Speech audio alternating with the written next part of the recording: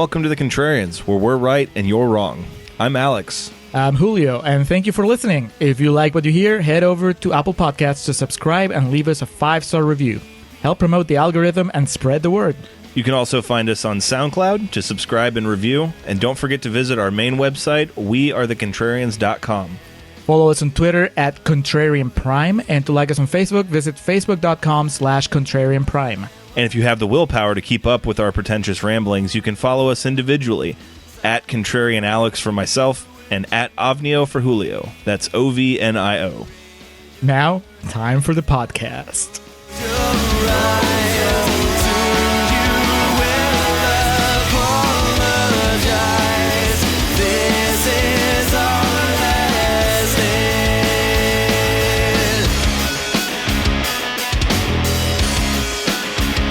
All right, we are recording Contrarians Corner for the Chainsaw Massacre remake.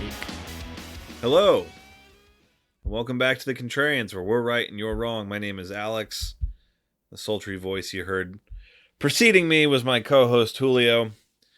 And we are here continuing on, wrapping up actually the autumn of remakes with the 2003 improvement on the Texas Chainsaw Massacre, directed by Marcus Nispel, of course, produced by Michael Bay. We've already covered Michael Bay's contributions to the horror community a bit earlier in this arc with the Nightmare on Elm Street, when Michael Bay got a wild hair up his ass in the early 2000s that he wanted to, bring back to the forefront the slasher genre.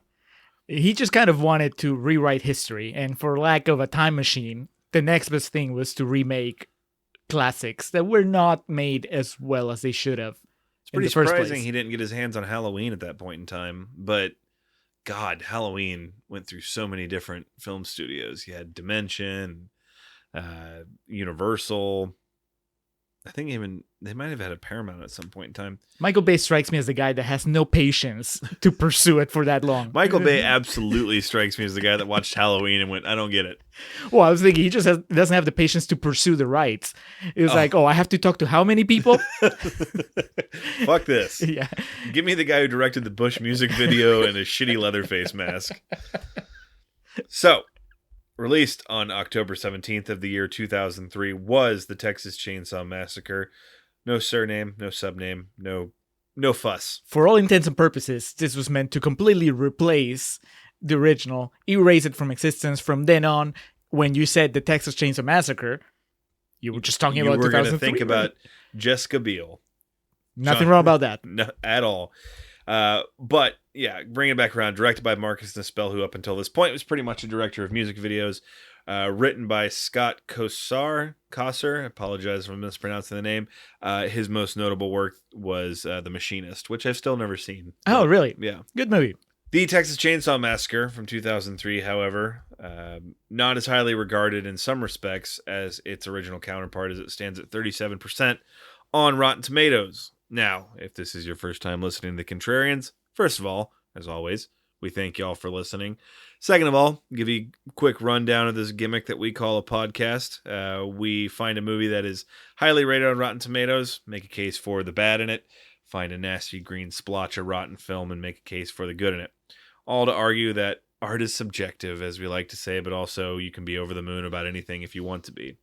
So, that being said, for the first portion of this podcast, we call Contrarians Corner. Being that this movie is rotten, we'll be accenting the positives of it and talking about how great it is. If you want to know how we really feel, that'll come around in the second half of the podcast, fittingly titled Real Talk. That's when we tell you how we really feel, and then you get to confirm your suspicions or have them shattered. Yeah, I'm actually interested to get to Real Talk of this one, because throughout a lot of the movie I was like, and Julio was like, So we'll see how this goes. But being that it was 37% and not the highly touted original, Julio, what were these bitches saying about the movie? All right, so Rotten Tomatoes got a bunch of quotes, mostly negative, green splotches. I pulled 4 from their website, starting with Brian Orndorff from Motomag.com, who says, about as threatening as a 9 Inch Nails music video. Joke's on you, Trent Reznor didn't do the score. What was it? It wasn't 9 Inch Nails. Was it Korn? Remember that time that we were at work and you, Eddie, and I were talking about the music video for some song. And so one of us pulls it up on their phone, and then we start watching it, and it's actually kind of disturbing. And then it's over, and the three of us are like, yeah, we didn't remember it was this bad. That sounds about right, yeah. Yeah, I'm pretty sure it was a Korn song. Yeah, there's one that has like the animated and like the girl is being like abused by her father. I think that's it. Yeah. The one with the bullet that's traveling. Yeah. I just remember the yes. Anyway, Brian Orndorff, you should have said Korn music video, and then I would have taken you more seriously. Blake Davis from KFOR Channel 4 News. Given the opportunity to work with such classic material, all the director manages to do with it is to turn the whole movie into a shallow calling card for his visual skills. Yeah, he's a music video director. I mean, nothing shallow about that. It's no. Jonathan Rosenbaum from the Chicago Reader says, inspired by a true story, presumably adds to the sordid thrills. Maybe we should look forward to entertainments about Nazis torturing children. What? All right. That was certainly a way you could have interpreted that. Swinging for the fences with that hot take. And finally, Kevin Carr from Fat Guys at the Movies. He just says, the biggest question for me is, why? That sounds like me when we're reviewing the original. Well, was that Kevin Carr? Yes. Fat Guys at the Movies. $100 million, that's why. Why? Sweet money. 10 times your budget. Fittingly enough, the Texas Chainsaw Massacre takes place in Texas. We start the movie off, and already, I mean, we have the same narrator from the original, which I think was a nice throwback, John Larroquette. But in this, they actually take the time to set the stage, and like, this is a real crime. They say this is, they said, fuck it, we're gonna make it seem like it's real.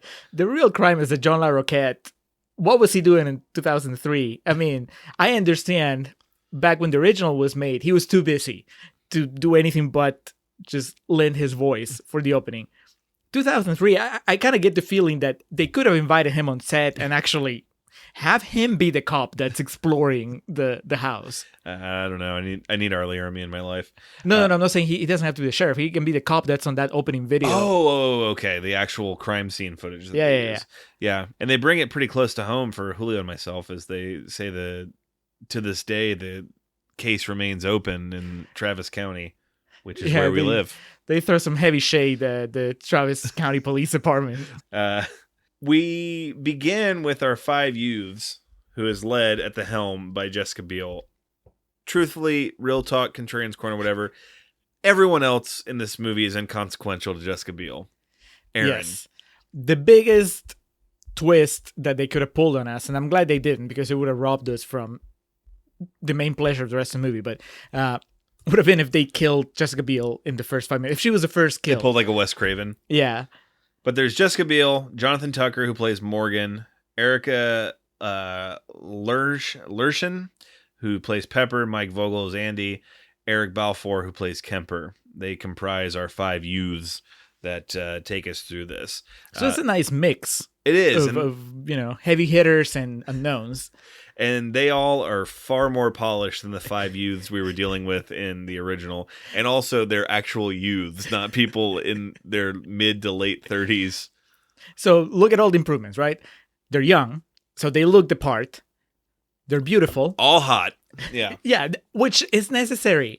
This movie it deals with such gruesome subject matter that you need it. I love the contrast. It's a beautiful, horrible movie. And that starts with the casting.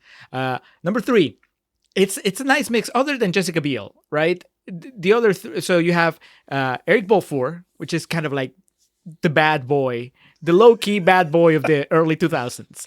And so with him, you're like, he can go either way. He could be first kill, he could be last kill. And then the other 3 are unknowns, so you really don't know if they're going to die soon or if they're going to make it all the way to the end. The only thing that you're kind of secure about is that Jessica Biel will probably make it all the way to the end because she was in all the trailers a lot. She's super hot, so it'd be a waste to kill her early. And she's the biggest name. She was in Seventh Heaven, for crying out loud. And for those of you who listened to our Wild Hogs episode, when I commented on Marissa Tomei and her Southwest chic, Jessica Biel turns this up to 12. That is, my note here says, Beale rocking the Tomei Southwestern chic. My God. And I think some of that will bleed over into real talk, but we'll cross that bridge when we come to it. But our 5 youths have come up from Mexico. They're traveling through Austin on their way to Dallas to attend a Lynyrd Skynyrd concert. They weren't fucking around on the budget on this one. I read it was about $10 million. The budget was. I think about 7 of that went to Skynyrd for the rights to play Sweet Home Alabama when this movie kicked off. It would have been awesome if they closed with Freebird. Oh. Yeah, she's like running Arlie Ermy over and over. Rob Zombie's in the theater and he flips over the table in front of him. It was my idea, God damn it! While they're in Mexico, they partied hardy and they bought 2 pounds of marijuana that they're smuggling in a piñata. As you do. Yeah, I don't know if it's never really explained if their intention was to take it back and sell it or smoke it. I mean, look at them. Even if the intention was to sell it, they're gonna smoke it. There you go. It's a long drive. They're Chris Tucker and Friday. They're gonna get high on their own supply. Well, unfortunately for them, they don't get that far as they come across a hitchhiker on the side of the road who looks worse for fucking wear. Looks like she's had a rough couple years. They pick her up. She's crying in the car. They're driving down the road past a gas station. This hitchhiker just kind of inexplicably, for no real understood reason to the viewing audience, freaks out. Very disturbingly pulls a gun, a snub nose, out of her vagina, for lack of a better term. Turns the gun on herself. Let's use the anatomical term, for lack of a better term. I was trying to say like crevasse. I couldn't really think of what to say. She pulls the gun out, turns the gun on herself, shoots herself in the head, and in a moment of sheer terror and confusion, Marcus Dispel and the crew involved make sure to use it for a moment of visual breakthrough bravado. cinema. Yes, I told you this is where Scott Pilgrim got the idea for his opening sequence. If I remember correctly, it's a medical camera they use too. That they so the shot in question is we get the horrified looks of those in the van as the shot repels out of the hole in the woman's head that she shot. Right. Completely practical, by the way. You could see this today with a bunch of bullshit CG. They actually killed a woman. And they pulled the camera through the hole in the back of her head. By any means necessary. Marcus Dispel is an artiste. That fucking Lars von Trier has killed at least 7 people for his movies.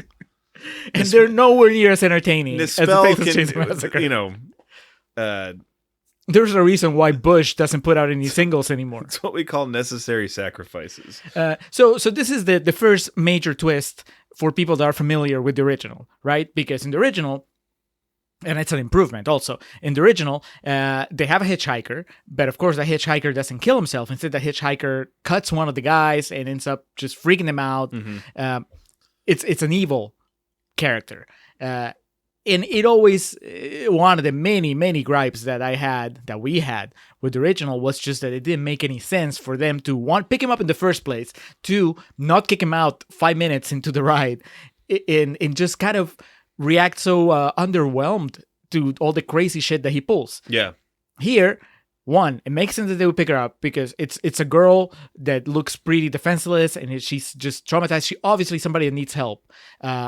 Two, she doesn't stick around for too long. So really, there's no time for them to react. It's just everything happens very quickly. She has like 4 lines. Right. And then bang. Exactly. And then the reaction. The old Bud Dwyer. The reaction to that is it's very believable. They stop, they freak out. One of them throws up. There's just. Now, the movie has started. Yeah. And then they ditch the weed in a moment of intelligence because they know the cops are going to be swarming around before too long. So they are in the middle of nowhere. This was back in, I believe, 2008, before all the condos got built everywhere in Austin and all the fucking people from LA moved out here to think it was cool. So there actually was lush greenery and country roads back then. That's what this movie is. It's an allegory for the... Underneath it all, Leatherface is just a nature warrior. Leatherface is an Austin native. And Defending the land. The rest of these people are fuckers that come here at South by and don't leave. Bringing their Mexican weed and their bad manners. They journey up the road. They find a gas station that's also a barbecue joint because it is Texas after all. It is Central Texas, I should say. You ain't going to find that shit in Dallas. They pull over, ask for the sheriff. The woman who runs the gas station says, sheriff asked if you wouldn't go and mind him at the old Crawford Mill. They head on over to this abandoned shack of an abandoned mill. Here we have kind of a built-in tension, a men versus woman thing here, because they vote. There's no sheriff there. They go into a vote to basically if they should just ditch the body and head up the road. And the women are the only people with any real true compassion. As it is in real life. Exactly. These jocks just want to dump the body and head off. And Jessica Biel has, kind of a mini monologue about, that woman has parents that want to know where she is. And Eric Balfour is, but we have Leonard Skinner tickets. Which may have had some leverage back in 73. I'm not entirely sure. Fair point, yeah. But still. I like it because it's everything that the group dynamic didn't have in the original. The original, these kids, even after they run into the hitchhiker, they just kind of went on their way, and it was about 30 minutes of them just shooting the shit. They snuck into an old house. They wanted to go skinny dipping. There was no conflict. No. The biggest conflict was the guy in the wheelchair couldn't get Franklin past trying to get up the hill. Right. Yeah, but here, come on, Franklin. It's gonna be a real fun trip. No Franklin in this one, which is already a massive improvement. Here, there is conflict, right? So you have the fact that one of the guys doesn't have a girl, because Eric Balfour is dating Jessica Biel, and then Blondie is dating the redhead. Mike that's not Vogel. Jessica Biel. Yeah, and then that leaves the other guy, the geek, the closest to a Franklin that this movie has, but he's not on a wheelchair. He's nowhere near as whiny. But they improve on that because he's the smartest one in the bunch. Just right. No one listens to him. Exactly. And so whereas Franklin was the dumbest one in the bunch, but everyone listened to him. That was probably truer to real life, but still, I'm watching a movie. Entertain me. So you have the sexual tension from just there being one guy there that has to see the other two couples making out. Then you have the tension from the weed, because Jessica Biel was not aware that they were bringing 2 pounds of weed, and now she's mad at Eric Balfour. Yeah. Then you have the tension of, holy shit, somebody just killed themselves in our van. And then the tension of, what are we supposed to do with the body? There's all these constant conflict, and that was nowhere to be found in the original. So we're already way more engaged than we're with the original Chainsaw Massacre, and we haven't even seen Leatherface. They remain at the old Crawford Mill. They hear some rustling around them. They come across a decrepit young Andrew Garfield playing the role of Jedediah, who we don't really know his relation to anything that's going on at this point, but he seems to know the score and the situation, the surrounding factors. Yeah, this kid is probably one of the best additions to the story, second only to R. Lee Ermey. He's the conscience of the film. Right, but you wouldn't think so, because we have our biases, and this kid, he looks dirty, scrawny, he has bad teeth like Leatherface in the original. Mm-hmm. You automatically not just distrust him, but also are kind of repulsed by him. It's human nature, and then later the movie's going to teach you that, well, shame on you. This kid's the only one that gives a shit. He explains that the sheriff isn't coming here. He's at home getting drunk. The road doesn't lead there, but I can show you where to go. He leads. He doesn't lead. He tells Kemper and Aaron where to go looking for the sheriff. At this point, my note says literally, this movie looks incredible. There is a sepia tone filter over the entire movie, but like Julio explained to me while we were watching it, it's a choice that makes sense. Right, because you can't compete with the original. For all our problems with the original, it's still the original. So you could try to emulate the look and probably fail, because unless you go out and grab like shitty cameras, it's not gonna look as rough, as gritty as it did back then. And also, who are you kidding? You have Jessica Biel as your main character. But they're walking through the woods here, and like, whoever the location scout was for this did their due diligence. It looks fantastic. It's a Terrence Malick movie for a moment. It's the trailer for Man of Steel. A wild Arlie Ermy appears as the sheriff in this movie. He pulls up next to the van with the dead body in it, and it quickly becomes the Arlie Ermy show, and God bless it for it. Yeah, we're all to gain from this. It's also, I mean, there's no real counterpart to his character compared to the original. Maybe the shopkeeper, kind of, because we don't have a shopkeeper in this one. Mm-hmm. We have that woman that kind of tells him what the sheriff said, but that's about it. So he is... Yeah, there's no dad character that's beating him with a stick at any point. Right. Yeah. It's just... but this is the closest, I guess, to that kind of misdirection where originally, even though he's an asshole, you think, okay, but at least he's the law. Yeah. And then the big twist was this. Do you remember when you watched it the first time? Did you ever believe that he was not a threat? Like, did you think that he was an actual cop? No. Right. Is that because you had watched the original, or is that because the trailers spoiled it, or is that just because it's I don't remember the trailers spoiling Arlie Army? Yeah, I likely because I had seen the original, but no good will come from the popo showing up. Not just that, but the whole embedded sense of dread in the backwoods of Texas. Because I think that was the whole point. I believed he was the sheriff, but I still believed he was a bad guy. Kemper and Aaron actually find the house that they're looking for, and they are answered by an old gentleman, a legless gentleman in a wheelchair. Says Aaron can come in, call the sheriff. So she does. Is that a homage to Franklin? It might be. I think there's way too many homages that just went over her head in this. She comes in, uses the phone, calls the sheriff. Sheriff says he'll be there in 30 minutes. She goes to leave. The gentleman in the wheelchair asks her for some help. Getting back in his wheelchair, we see a shot, fittingly enough, right after the upside. He's emptying his catheter and, asks for assistance. Oh, okay. So I thought that he needed help getting on the toilet. No, he needs help getting back on the wheelchair? Correct. Okay. Yeah. Either way. And he turns into a nasty old man quickly, trying to grip on that wagon of Jessica Biel's. I was going to say, trick as old as time. Can you help me back on toilet / wheelchair / regular chair? Whatever it is, poor nurses, they suffer. Can you help me into this Chili's booth? Yes. But yeah, he gets so handsy right away. Oh, and very much so. Jessica Biel, she just kind of rolls her eyes, takes a deep breath, and it's like, whatever. She's trying to help. Kemper grows impatient, though, comes in the house looking for her, because it is a huge house and laid out fairly confusingly. He's looking around, wandering around the home, comes across what appears to be like a television room, cracks the door a little bit, and the bell on the door falls down. He goes to pick it up, and we get our first shot of Leatherface as he claims his first victim. No pussyfoot, no bullshitting around. He comes full into frame, axe to the back. Yeah, it's unexpected. Eric Balfour goes before any of the unknowns that are in the party. It's which again, he would have been one of the names, right? I mean, he's Milo from 24. He's Gabe from 6 Feet Under. You knew him. And like I said earlier, I wasn't kidding. You knew him as a bad boy.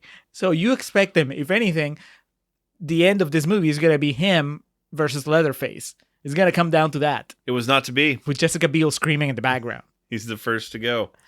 And cinematically, a really awesome sequence. Much better than the sort of random kill. The first time that a victim is claimed in the original. Just hammer to the head.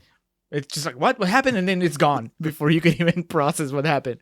Here, you get a lingering shot of Balfour getting dragged. And they do make a point, though, to another homage. He slams the steel door shut. Right. Yeah.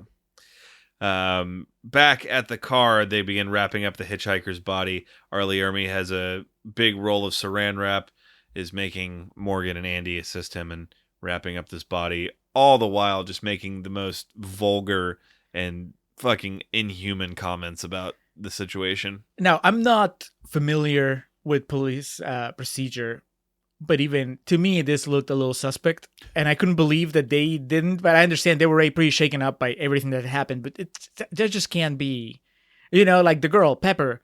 She's kind of in the background saying, "This doesn't seem right." You don't wrap gunshot victims, even if they're dead, you don't wrap them in saran wrap to put them in the trunk of your car. They're dumb kids Is that what this hopped up movie? on weed. Is that something else that this movie is telling you? Stupid white kids need to wisen up. Yeah, because they're ruining Austin. Yeah. I don't know. I don't know what this movie's trying to say. It's that I think you're not as smart as you think you are, is what this movie's telling you. Yes. Maybe spend less time smoking weed and going to Leonard Skinner concerts and just kind of get some street smarts. That's an evergreen statement. learn how to deal with the police, how to deal with the backwoods. How to deal with Arlie Ermy. I don't know if you can learn that. He will mess your shit up in an instant. Erin appears back at the van. She says, where's Kemper? The sheriff's on his way. Said, sheriff already came. A lot of confusion. It leads to Erin and Andy heading back to the house. In the basement of this house, where Leatherface's dungeon lies, we get a shot of, obviously, a dead Eric Balfour. Leatherface cutting his clothing off of him, stringing him up, presumably to disembowel him. And then we get, what a lot of the original was missing was any type of emotional attachment to our characters. We see a box fall out of Kemper's pocket, and it contains a tear-cut ring, a tear-cut diamond, I should say, that he was going to give to Erin. And right. One of the... just your heart sinks. Well, especially because it's being addressed earlier. One of the earlier interactions before everything went to shit, before they picked up the hitchhiker, was her kind of hinting at the fact that he needed to propose, and him just laughing about it, not being serious, and then to realize that he was going to propose at the Leonard Skinner concert. That's just not just romantic, but epic. That is the most 1973 ass shit I've ever heard. White dude proposing to his girlfriend at the Skinner concert in Dallas during Freebird, probably. Yeah. Oh, absolutely. So she says, I hope they play Freebird. And I'm thinking, how could they not play Freebird? He would probably do some B-side. He would be like, he would propose during Give Me 3 Steps or something like that. But what I enjoyed the most out of this sequence, more than the diamond ring, that was just cherry on top. But to me, it was just to see arts and crafts from Leatherface. We didn't get His that workshop. at all. Yeah, in the original, it's almost like we know the lore of Leatherface just because of the real life crimes that this has been inspired by, and just, I guess, a lot of headcanon. The movie itself never shows you much of what he does with his victims, but here we see it in detail more than once. He's there, and there's more to him than the chainsaw. Yeah. He's sawing, he's cutting, he has his chemicals to preserve stuff correctly. He knows what he's doing. He's not an idiot. He's like a man that knows how to barbecue. Yeah. He may not be able to tell you what 4 + 4 is, but goddamn it, he knows what he's doing in his own field. Erin and Andy, I keep saying that and realize, I guess The Office probably took this. Yep. Yeah. Erin and Andy show up back at the house. They are looking for their friend. Erin's trying to cause a diversion while Andy goes around the property and looks for Kemper. The old man catches on. He's like, what the hell's going on in my house? He then begins signaling, almost like a smoke signal, or I've heard back in the old Indian days, they would put their ear to the ground to listen for hoof. Yeah.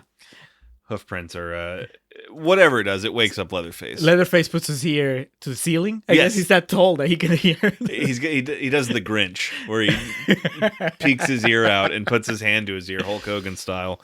And after the old man's beating on the floor with his cane, basically letting him know, get your big ass up here. Door flies open. He revs up his chainsaw. Just a moment of sheer terror from Jessica Biel. The scream she lets out is magnifique scream queen stuff. She books it, tries to lock in Leatherface using a door. The gentleman in the wheelchair is trying to pin down Andy to make sure he's defenseless, because Andy has, I believe, a tire iron. Yeah, he has one of those. Leatherface comes through. He blocks the chainsaw with the tire iron. Chases both of them out the door.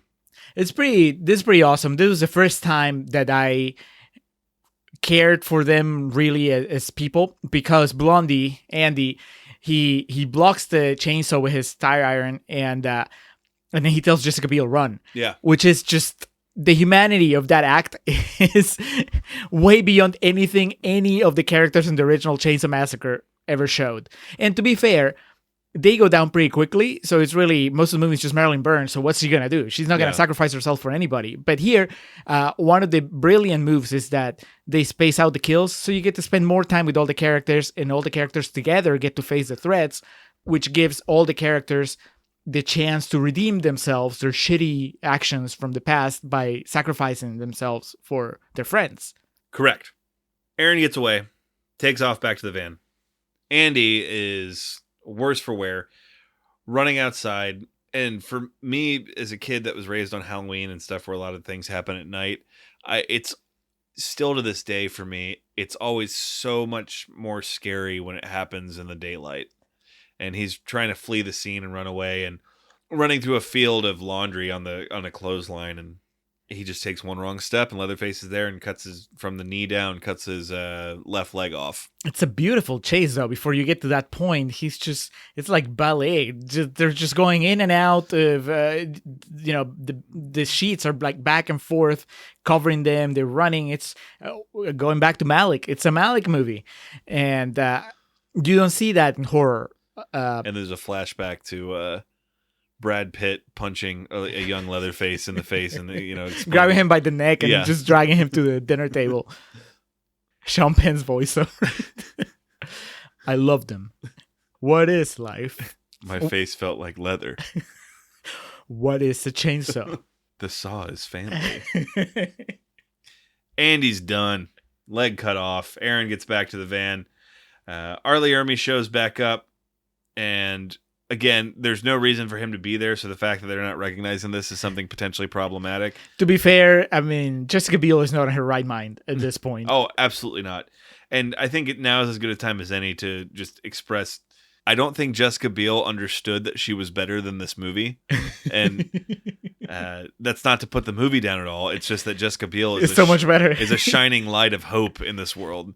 And her performance in this is, some would call overreaching. I call, as an audience member, I'm undeserving of it. Yes, I agree in every single aspect. And I know we may come across as just dirty old man, but the fact is the physicality of it, the aesthetic part of her performance cannot be ignored. I mean, She has to have been vacuum sealed into those clothes.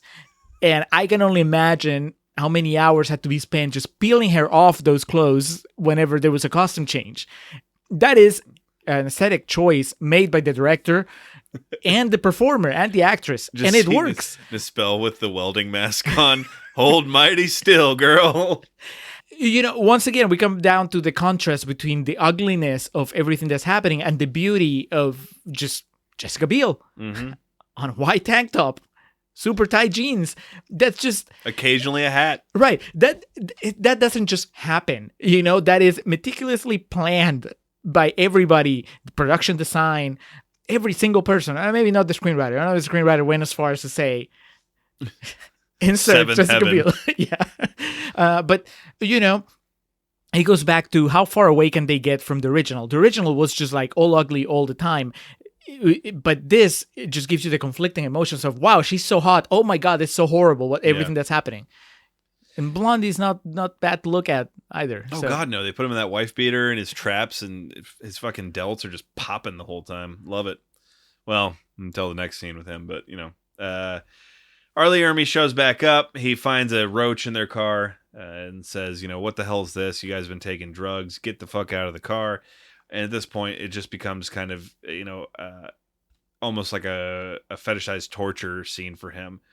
And as an audience member, now you're picking up like, all right, this guy's not on the level. I've seen Bad Cops, but even then, yeah, Nick Nolte would never do this. Pulling a gun out for a roach like that. I mean, come on now. I mean, it is Texas. That's true. It's backwoods Texas, where they don't know how to respond to most things. But I do have a gun. You're a girl. She's got a gun! Back at Hewitt Manor, as we do learn, they are the Hewitt family. In the basement, Andy is worse for wear without a leg. And here we get, it wouldn't be a Texas Chainsaw Massacre film without the hook, the infamous meat hook. I appreciated though that when the scene is over, you're not thinking of the hook, but once again you're just impressed by Leatherface's ingenuity. Yes, so he hangs him on the hook, and while he's got that to worry about, like a true butcher, a true 5-star chef. He's a pro. Yes, Leatherface gets a big handful of rock salt, puts it on the wound to kind of just shrivel it up and give it a little seasoning. Then he gets out a big sheet of butcher paper and ties off the wound there. I mean, I don't know if I want to know what he's serving, but I definitely buy barbecue from this guy. 5 stars on Yelp. Tasted delicious. Don't know what it was. Don't want to know. Don't want to know. Back at the van, Arlie Ermy and Morgan have a showdown as they're catching on to the fact that he's torturing him at this point. He puts him in the van. He wants him to reenact exactly what happened with the girl killing herself. And he's just basically trying to goad him into shooting himself. Whereas Morgan finally turns the gun on Arlie Ermy, and this is just pure chaos as you have Pepper yelling at him to shoot him, Aaron saying put the gun down. Morgan is like literally frothing at the mouth, vomiting in this scene. And then Arlie Ermy just, cool as a cucumber, sailing on the Antarctic at this point. Yeah, it was weird. I know it's 2003, but still, just it becomes this mini short film of 3 white youths oppressed by the police. And really, even as an audience member, you're not sure what the right answer is. Half of you is with Pepper, and yeah, shoot him. Half of you is Jessica Biel. Now you're going to make this worse. Pretty sure nobody is with Jonathan Morgan. Tucker. Yeah. Morgan. I don't want to think about that guy. He pulls off a pretty convincing quivering lower lip. Yes. Which is kind of the bastard child of the single tier when it comes to great acting. Oscar award movies get the single tier. Pop entertainment gets the quivering lower lip. They're both great. Not everybody can pull them off. No. This guy can. He finally does pull the gun on Arlie Ermy, and he pulls the trigger, and wouldn't you know it, the gun's not loaded. It's like a big piece of cloth that says bang comes out of it. Act of hubris. Also an act of naivety. Didn't check it. So Arlie Ermy takes the gun back, pulls his real magnum out, puts it to his head, says, get in the fucking car. You're under arrest for trying to kill a police officer. Tells the girls to stay there. Driving back to the home, Morgan doesn't know where he's going, but the sheriff surely does, and we as the audience know exactly where he's heading.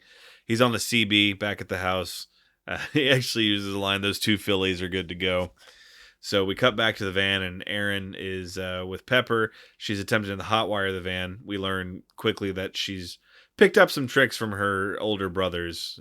She picks a lock earlier in the movie, and she kind of is a woman of all trades, a super woman of all trades, I should say. It's a woman from the year 2000. She's no longer a victim. Nothing against Marilyn Burns in the original, but she was basically just there to take the hits, to endure the torture. But as society has advanced, it turns out that women in movies can do more than just be passive and just resist until they either manage to escape or somebody comes to save them. Dude, Erin was a Ripley for a new generation. No kidding. Looked hot as shit and kicks a lot of ass. She finally gets the van hotwired, goes to take off, but the van, unfortunately, has been sabotaged as the 2 front wheels fall off. And you don't even have a moment to take half a breath after that happens when a chainsaw comes through the rear window of the car.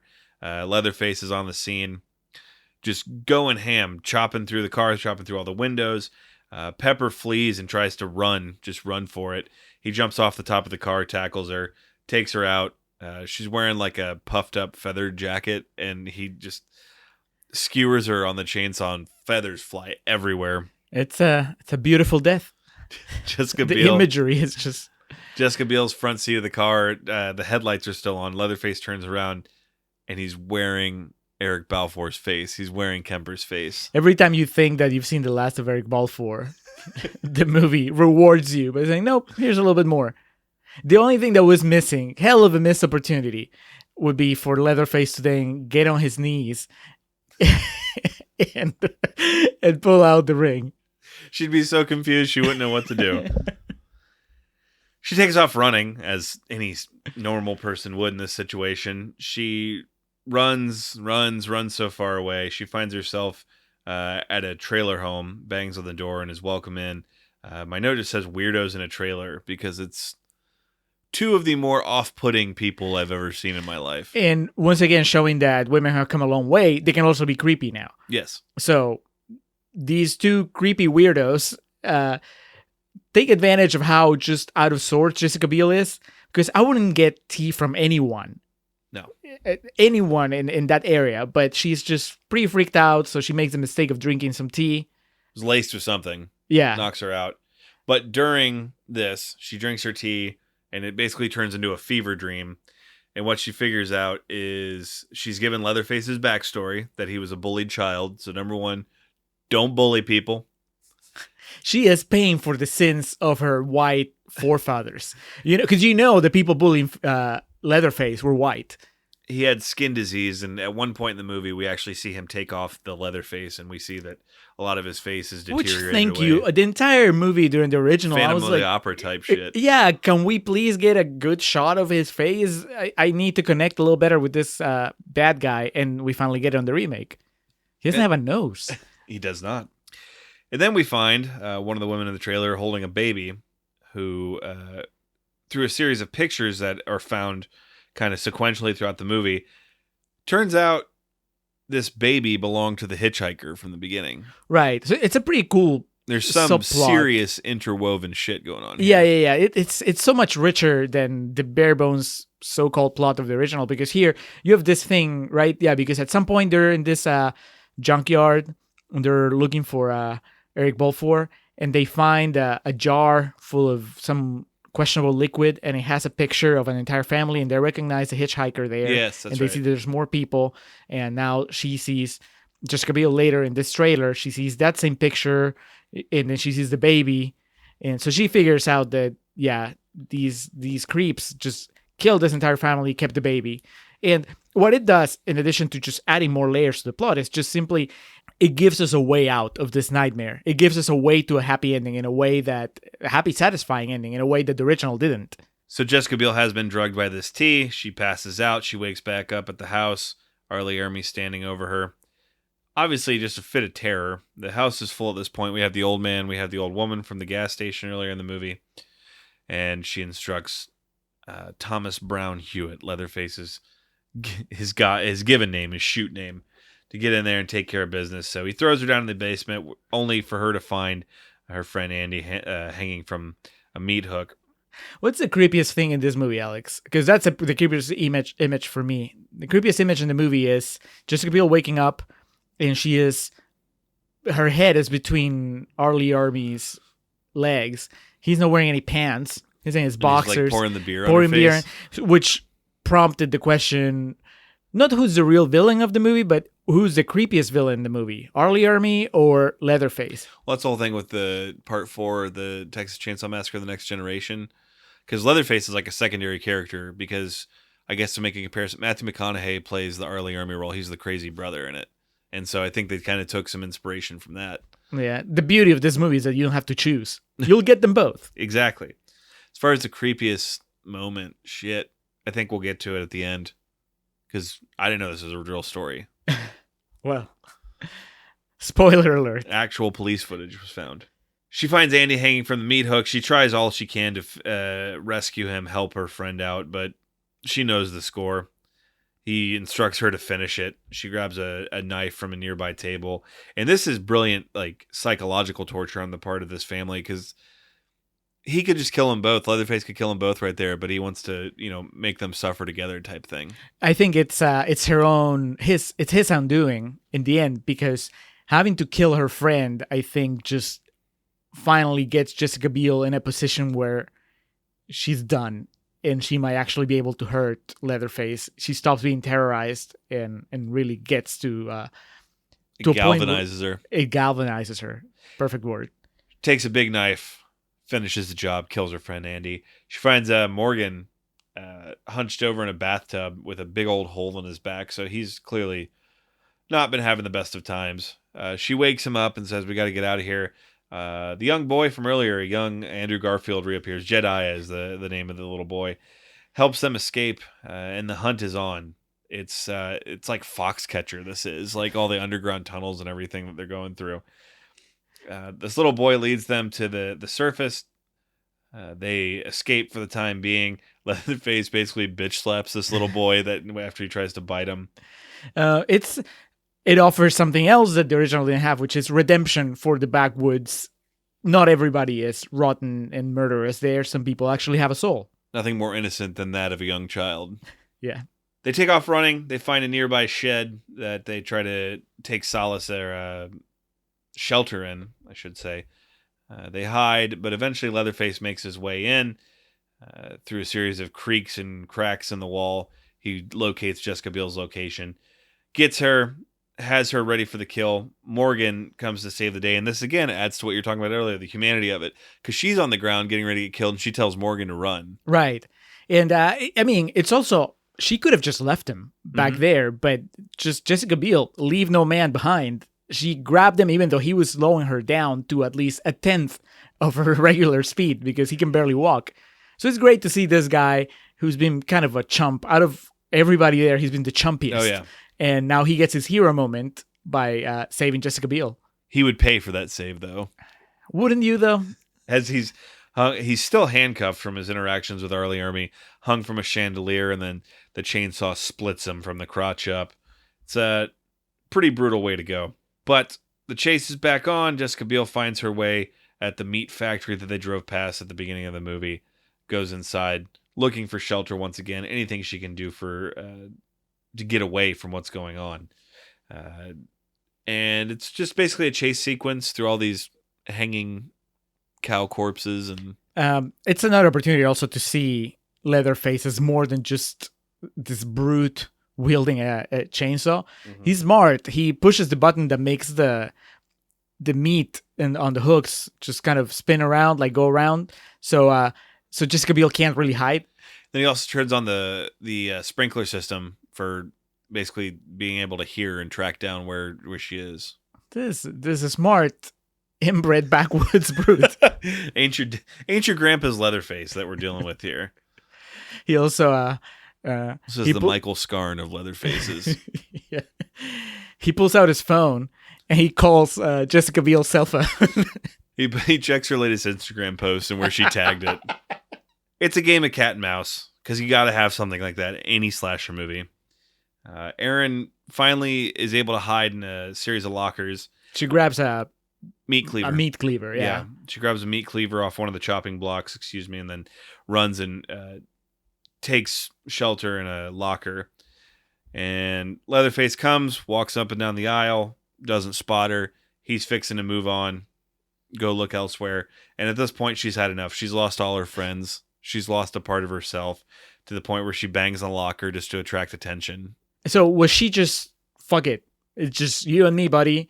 We're going to go at it and we'll see who comes out victor? Or has she planted the pig that was on the next locker that ends up being... I couldn't tell. Either way, it's great, but... Because when Leatherface comes to the locker, he's hearing the noise from it's just a baby pig in there. Right, and that distracts him enough for her to come out of the actual locker she's in. With about 4 whacks, cuts his arm completely off with the meat cleaver. Beautiful. I couldn't do it.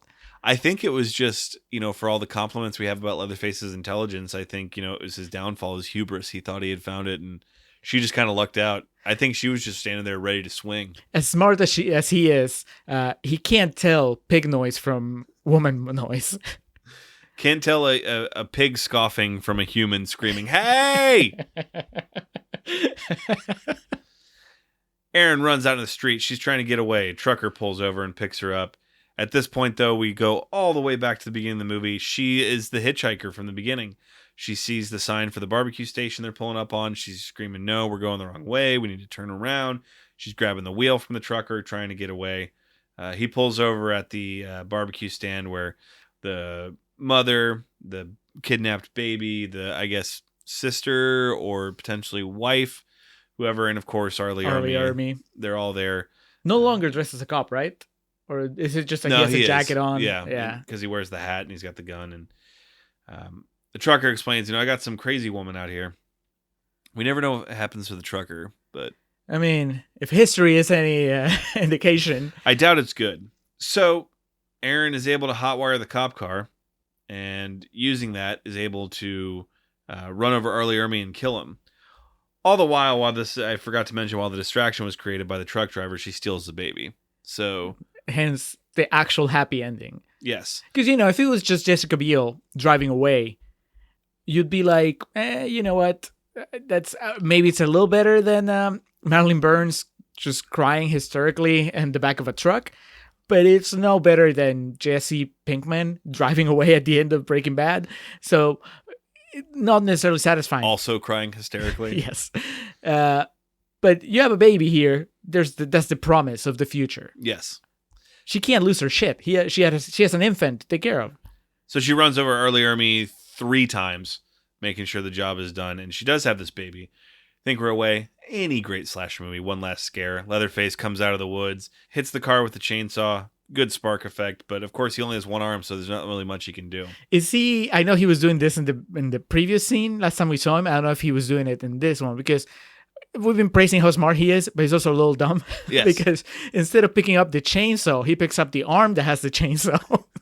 And he's banging it back and forth between lockers trying to get the chainsaw free. Yeah, book smarts elude him. He has a very limited set of skills. They're very efficient. Right, yeah. but the area they cover is very limited. And we think that's it, but it's not. Because we forgot from the beginning of the movie, this is a true story. So we finish with the actual police footage from the crime scene. Do we get La Roquette again? We do. Yeah. And he explains that the crime scene was not properly secure. And we see the real Leatherface come out and kill 2 police officers. And we get the only known shot of this man. And then it ends. Saying he's still out there. And I fucking went and locked the door immediately. How am I supposed to live in this Travis County knowing this fucker's still on the loose? And John LaRoquette said it, so you know it's true. I mean, this was a while ago, so he may not be as spry, and yeah, he's down to one arm at this point, so he can barely lift the chainsaw now. He is Grandpa from the original now.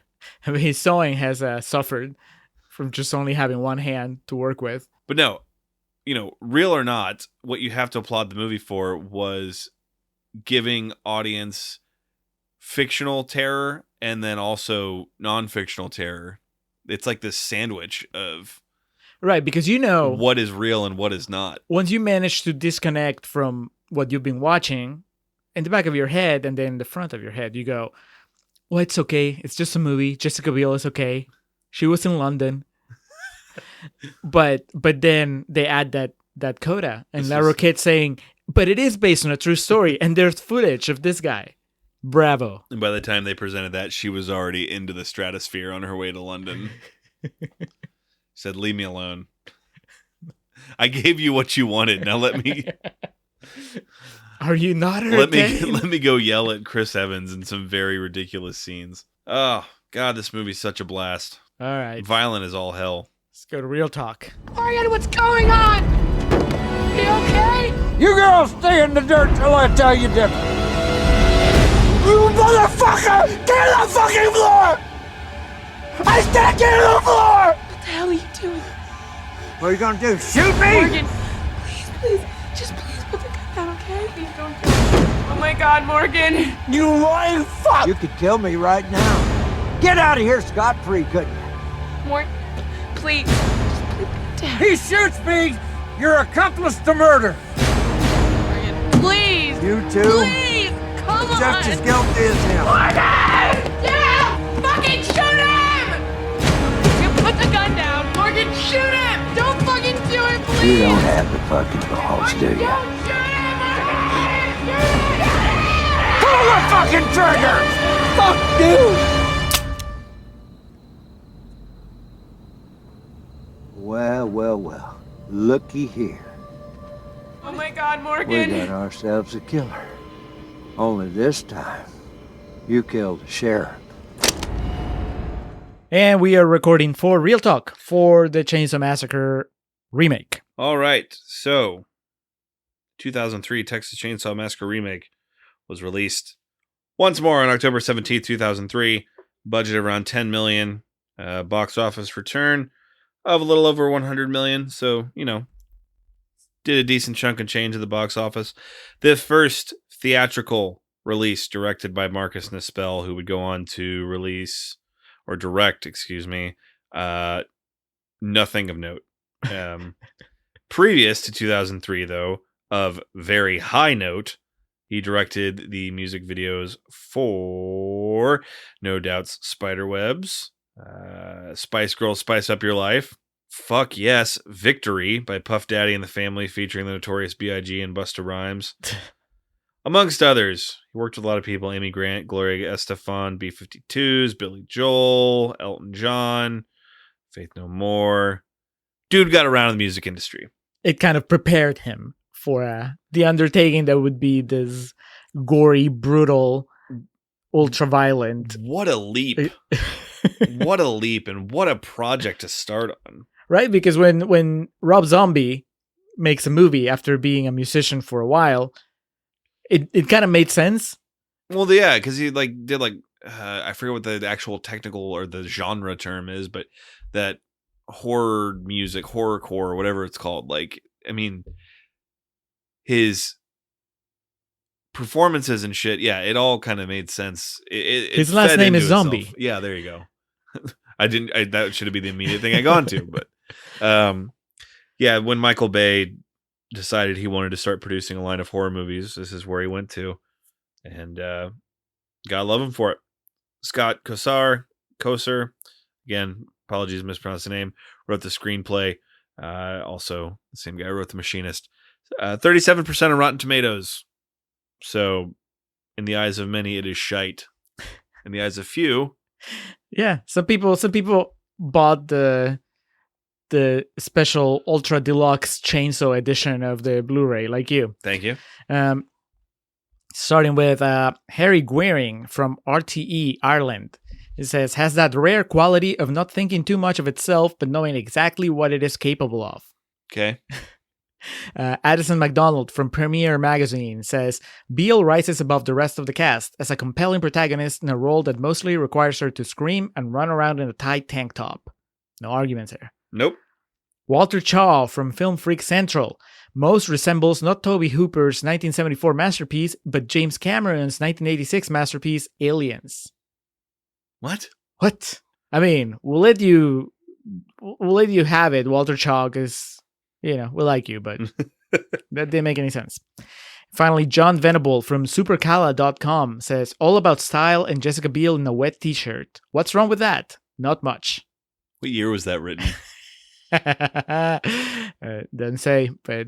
According to the IMDb page, Jessica Biel's outfit in the film, which consisted of a tank top, bootcut jeans, and boots, she thoroughly enjoyed wearing throughout the filming, especially the jeans. I mean, they look comfortable. I mean, I guess. Tight jeans look good, they don't feel good. If I could bleed into some of my knowledge of wardrobing, and especially from the pro wrestling world, seeing guys that wear jeans when they wrestle, I'm pretty sure she had a pair of those gimmick jeans on that were form-fitting, but also not entirely made of denim. Okay. So that makes sense. Yeah. Point being, in my opinion, what she wore in this was probably a bit easier to operate in and, act in than Michelle Pfeiffer's Catwoman suit in Batman Returns. There has to be a happy medium between just... I'm not complaining. It's Danny McBride in the fucking Pineapple Express, just sweatpants and a tank top. I mean, in the end... We'll get to it. Okay. Because Jessica Biel is going to be her own chapter. I just want to know what Martin Scorsese thinks about it. Oh, yeah. Okay. He'd actually probably be more complimentary of this than a Marvel movie. But is it cinema, At least Marty? they tried something. Okay. They tried something. All right. So, are you ready for this? Dolph Lundgren was first considered to play Leatherface. Go for it. But he turned them down so he could spend time with his family. Oh, come on. You can do both. Marilyn Manson was originally supposed to be the composer of the score, but had to drop out. One of, I guess, 3 issues I have with the movie is the score. So that would have been really interesting to me if that had come to fruition. Kirsten Dunst, Katie Holmes, and Jessica Alba were all considered to play Aaron. All right. So Kirsten Dunst, too smart. You know, like the image. Yeah. I'll be like, she wouldn't be caught dead walking No. into that house. Katie Holmes, I can buy her as being naive enough. She's too good. I totally buy her sacrificing herself for her friends, but I don't know that she would play it along with the costuming choices. And I hate to say range is required to be like a scream queen, but I don't see Jessica Alba being able to pull off a convincing. I feel like she's been in horror movies though. Has she not? She was The in Idle Eye? Hands. I haven't seen Idle Hands. I haven't seen The Eye. That's not a slasher movie though. Anyway. She could definitely pull off the just the aesthetic. Yeah. Evan Rachel Wood was in contention for the role of the hitchhiker. She would have nailed that. The 3 lines or whatever. As Julio and I discussed while watching the movie, Roger Ebert gave this film his elusive 0-star rating, which I might have to go back and read it because I think I can make some merit for this. Well, I mean, he wasn't even a big fan of the original. Didn't we quote him on the last episode? No, I don't know if too many of the slasher movies he genuinely enjoyed. I always have in my back pocket him and Siskel just glowing about Mask of the Phantasm when that came out, and they just talked about like being mad that it wasn't doing better. Anytime that you get mad at Ebert for a bad take, you just think back of Mask of the Phantasm and forgive everything. Yeah, it's every time I remember he gave The Master 2 stars. It's like, all right, you were with me for this. So the severed head of Harry J. Knowles from Ain't It Cool News can be seen in the basement. I had no idea who this fucker was and didn't know what that was until I watched a documentary on the making of this. Julio immediately called it out when we were watching it. He's kind of you can't. I mean, I guess once you know what he looks like, then it's impossible not to see it. Mm-hmm. And I don't know. Did you ever frequent his website, Ain't It Cool News? Some. I've read a couple interviews on it, but it was never in like my regular rotation. Yeah, same here. And that was before I even moved to the States. It was, at the time, it seemed like a cool place to go online and just kind of get, I don't know, a peek behind the industry or whatever, right? But then, I want to say, probably even before I moved here, I was already done with it. It was just, with his articles, I mean, not apparently, I know for a fact, a lot of people writing for that website then went on and just got careers writing. Yeah. Right. But the Harry Knowles style, which was very, I'm going to throw in a lot about my personal life here before I even get to the review of the movie. Yeah. I got tired of that pretty quickly. So the 2003 Texas Chainsaw Massacre remake. What have we learned, Palmer? Andrew Bryanarski played the role of Leatherface of Zangief fame and whatever the fuck he played in Hudson Hawk. And basically just a glorified stuntman. But he apparently sold Michael Bay. Like, he found out this was going to be a thing Michael Bay was producing, and he like found him at a party, like a Hollywood party, and was like, pulled out his chainsaw. Give it to me. Do we want to start with the bad or the good?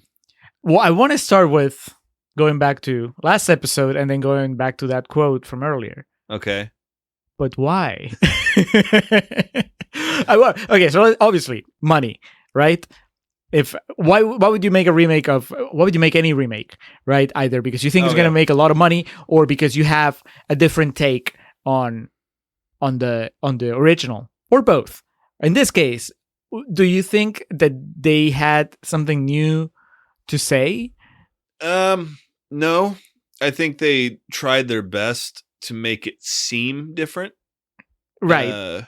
But it's still just people getting killed by Leatherface, and then a big final climatic chase with a heroine and the villain. I mean, the differences are not, they don't add any meaning. They just add, so it's a happy ending instead of, happier, I guess, than the original. And then there's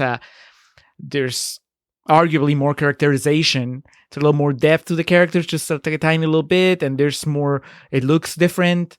But I did laugh. One of the trivia things I didn't read on the IMDb, but like something one of the blurbs on it is, despite being presented as an actual crime scene, this movie was a work of pure fiction. Thank you, IMDb. There's still someone. 67 people found this useful. There's someone in this world that still thinks that's real ass shit. Like, that's real footage, man. I saw it. And, they probably think 9/11 was staged, but, Well, you live in Travis County? Man, you got to be careful. That Thomas Hewitt's still on the loose. Well, for someone who, if you're a longtime listener or if you just know me, that at this point in my life is repulsed by remakes because it's just every other movie. That but why question is pretty common. 2003, that wasn't as big of a thing. And I think it was the beginning of the wave hadn't broken yet, but it was starting to arc of we're running out of ideas. So let's see if we can rehash some shit. That being said, and I don't know if this is where you meant for this to go yet, but it's way more well-intended and way more effortful than so many other remakes. I think so. I just, because, and I guess I wanted to start with that because that was the main thing I was wrestling with as I was watching it, especially after watching the original so recently, just last week, this is just a shinier, better produced version of the last one.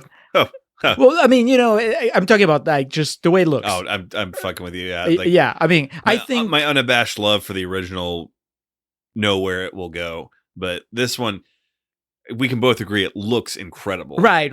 But at the same time, it's like I told you, it's a very, I understand that choice. But then when you put the two movies side to side, well, to me, the way that the original is shot is more effective. Oh yeah, you lose so much of the actual horror in making it a shiny, really fancy Hollywood movie. Right, but at the same time, I'm glad that they just decided to take that direction because I don't know what was the best that they could do. They could make it as gritty and nasty as the original, and then it's like, what's the point? Yeah. But then, what's the point is the whole thing during the movie because, like you said, it's still a movie where a group of young people fall in the hands of these creeps and they get tortured and then one of them escapes. To me, this movie is what a remake is supposed to be. It's kind of a re-envisioning of it, but it's also, hey, we're doing this same thing, but with today's technology and making it look better type thing. I think technology-wise, it definitely achieves that. And the performances are better. I mean, for what it's required. I mean, I was about to say, I'm not trying to downplay anyone else, but I think we can both agree Jessica Biel is so much better than this movie. Yes. But all the others, Marilyn Burns. They pull their weight. Right. Marilyn Burns was great in the original, but what was asked of her was a lot less than what they asked of Jessica Biel here. Oh, absolutely. And then all the others were just, they were non-entities. So, and then... In the original, yeah. Like the other kids, Hey, all right, guys. Right. Yeah. So yeah, as far as technology and just where we are in filmmaking, but as far as the soul of the movie, so to speak, and you're gonna hate this, but just to bring up what I think of something else that a remake should do should be to place the story, whatever you're remaking in. If you're making it today, that you're making it with today's eyes, and I think that that's what this one might be lacking. Because it doesn't really feel like a movie of the 2000s other than the technology and the acting. It's just, I mean, if you say it's set on the 70s, in the 70s, for me to make it a really special remake, it should be a movie set in the 70s, but seen through the 2000s eyes. And it's like, we have the 2000s technology and the 2000s school of acting, the 2000s millions of dollars. But what is it saying about the world in the 2000s that was not said about the world in the 70s? That's what I think I'm missing for this to be a completely justified remake. Now, most of the remakes that get cranked out, I mean, don't have that. Yeah, they don't have that aspiration anyway. But also because they're shit, you don't even get to the point where you're asking that question. This one, because it's well produced and it does a pretty good job of just, in my opinion, capturing the horror that the original had. Then you move on to the next question. It's like, okay, so you got that part right. Yeah. But why? And I think that's where I was when you were asking me, okay, so how do I feel about it? The second time I watched it, the first time I watched it, I hadn't seen so I watched it when it came out, so 2003, Yeah. and I hadn't seen the original since like 1997, I want to say. So that was like a long time. All I remember of the original was what I told you I remembered last week when we were watching it, just like the really horrible things, the hook and the old man sucking on the girl's finger and just the overall horror of it. So I remember watching it in theaters and being surprised at how much story there was. Yeah. There was definitely, it felt like there was a lot more plot than I remember, and I liked it because I was bracing myself for 90 minutes of just like, relentless horror. It gets to the point of almost like that ready to burst zipper or, whatever, because they walk right up to the line, and for some people I know overwalk it of trying to put too much exposition into it. And I kind of now appreciate it. Watching it at the time, I didn't really care because I was fucking 15 and just like, oh, cool. But, they try to expand, and I think that's kind of to your point of why someone thought they could tell the story better or, improve it. And it pretty much works. It's not anywhere as bad as Jason being a weed farmer or the levels of depravity that the Nightmare on Elm Street remake went to. Or, I mean, the backstory that they gave us on Leatherface was cool. That worked. And at the same time, to counteract my own compliment, that's what so many, and I've talked about Rob Zombie's Halloween. That's the fucking point. If you explain why the way they are, it kills so much of the actual creepiness. I mean, I don't think they go that far. They don't show Leatherface as a little boy. Right. It's just like this throwaway line of, oh, well, he has a skin disease and people picked on him. And that's kind of as far as it goes. You didn't need it, but I don't think it hurts the story. And I like the kind of expanded dynamic in this family where, now you have more people, there's women, and, this lady is like fixing the sheriff's pants. It's like they feel I felt that it was richer than just three fucking weirdos in one house. Yeah, there's way more moving parts that kind of mesh together. Yeah, and really, I'm not 100% down with the ending, with the happy ending, especially in comparison to the ending of the original. But I do like the just super creepy subplot of, oh, there was a family that was here before you guys and they killed all of them and they kept the baby. That's kind of pretty disturbing.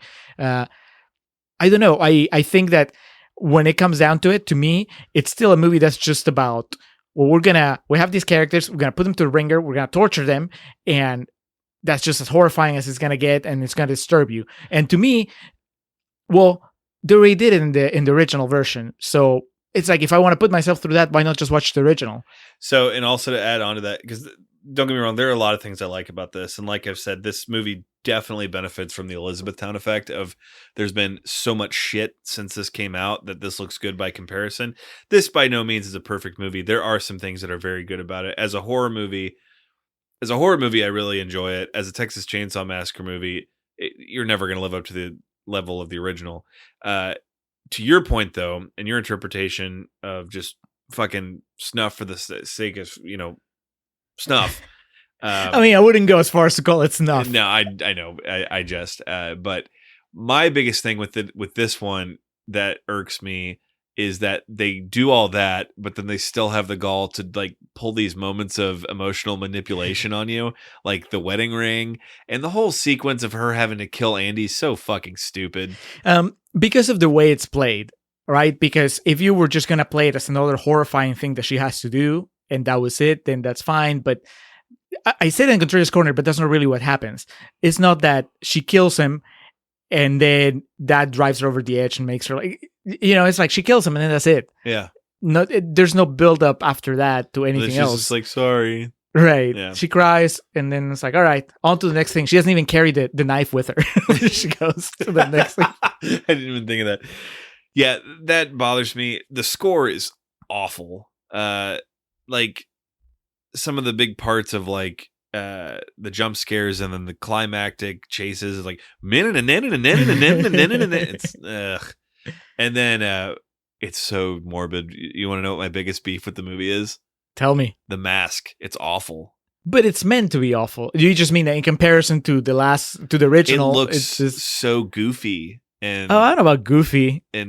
really, yeah. I don't like the mask in this one. Not even the when he upgrades. Oh no! The when he- when Eric he- Balfour mask is right, awesome. when he downloads the Eric Balfour skin. He pays $1.99 on the PlayStation Network to get the skin upgrade. Yeah, the default mask. I was just like, if it was an N64 game, he would have to press the right C button to get over to the next attire. And I think I commented either in the actual episode or when we were watching it that it's always boggled my mind that the mask in the original is head and shoulders above all the other ones in terms of just being so scary. It's because Toby Hooper used actual skin. Exactly. He couldn't afford prosthetics, so he's like, well, we're digging up graves tonight, y'all. Read the obituaries. Let's find a fresh one. So I guess since we're going with the bad stuff, you don't like the ending. In what sense? I mean, not just in the sense. I mean, what do you think of the ending? I guess Are we talking about the ending where she gets away, or like the police footage? the ending where she gets away. Oh, yeah. I mean, it gets kind of silly. She seemed very composed to me after everything that has happened. Yes.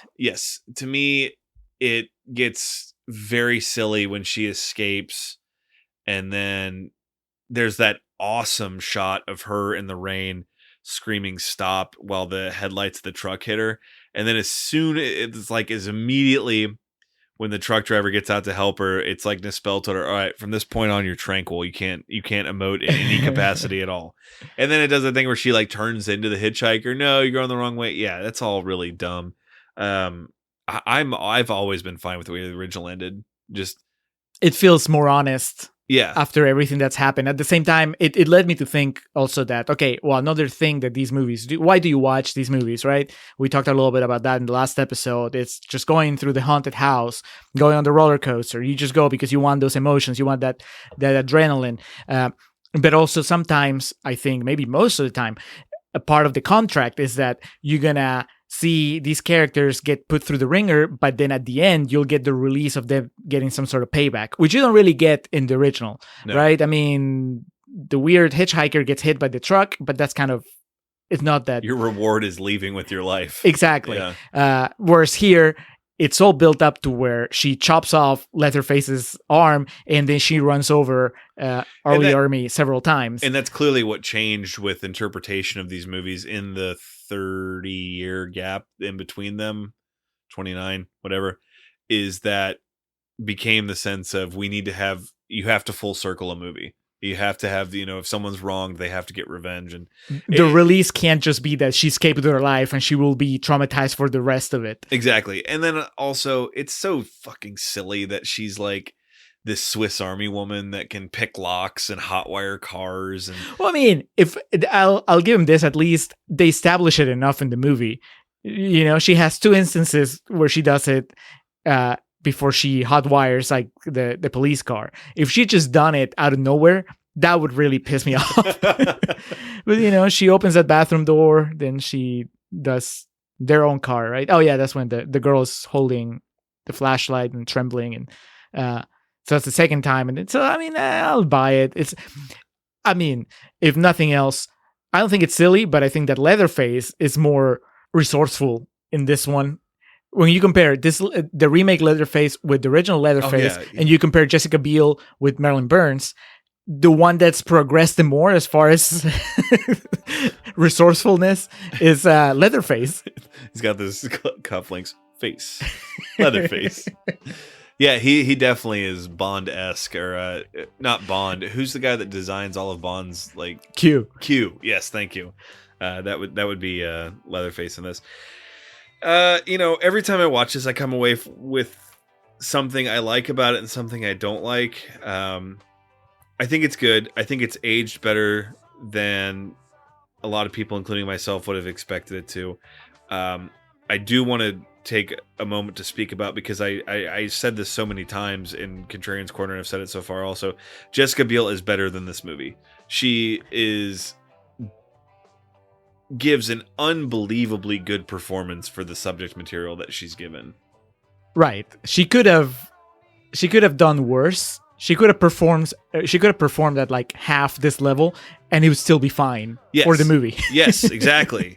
She laps everyone else in the movie acting wise. Yeah, And she doesn't even have to do the quivering lower lip. Was Jonathan Tucker? That guy was going for it. He's like, I've seen Empire Records. I know where this can go. But yeah, Jessica Biel is, she's really hot. And the wardrobe they have her in this movie, it's just like, as a dude, it's like, that's dope. But from an acting perspective, like the scene where Arlie Ermy, and we'll get to my man in just a second, when he shows up at the car with the flashlight and she's like crying and trying to hold it together and trying to explain to him everything that's going on. It's just like, God, you can see the other two actors in the car looking at her like, how do I do this? Are you okay? Yeah, exactly. Cut, Jessica, are you okay?